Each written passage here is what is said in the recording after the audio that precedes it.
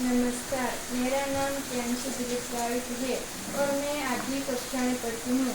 मेरे स्कूल का नाम है उच्च प्राथमिक शाला लकड़कोट और मैं एक पाठ बताना चाहती हूँ जो कि मैंने पढ़ा। बहुत अच्छा पाठ है।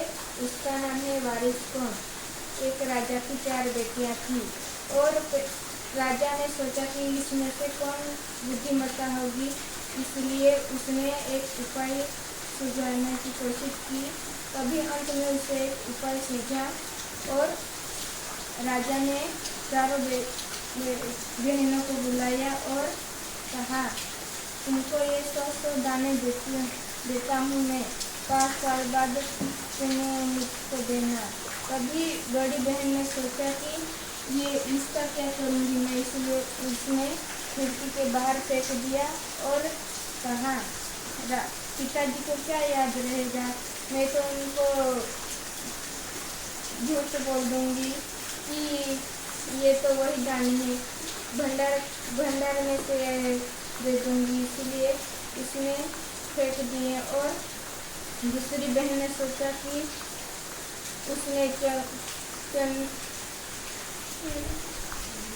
चांदी की डब्बी में रख दिया और मखमल की थैली में संभाल के रख दिया। और दूसरी बेटी ने सोचा कि ये पिताजी ने ऐसे ही नहीं दिए होंगे, कुछ मकसद होगा।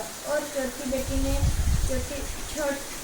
बेटी थोड़ी बची थी, इसलिए उसने गेहूं के दाने मिलकर खा गई और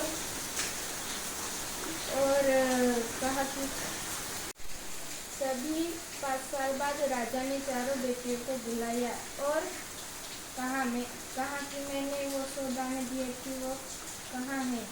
तभी बड़ी बेटी ने कहा कि वो 100 दाने ये रहे। तभी राजा ने चिल्ला कर बोला कि ये वही दाने हैं।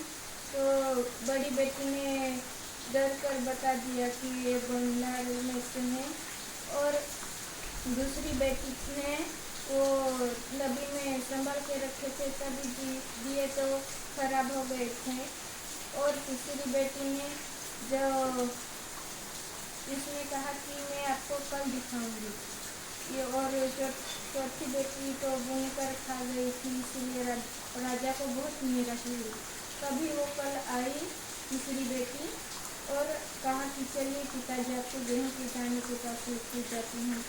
तभी राजा चलने के लिए राजी हो गया और तभी कहा कि कहाँ ले जा रही है, कितनी दूर है।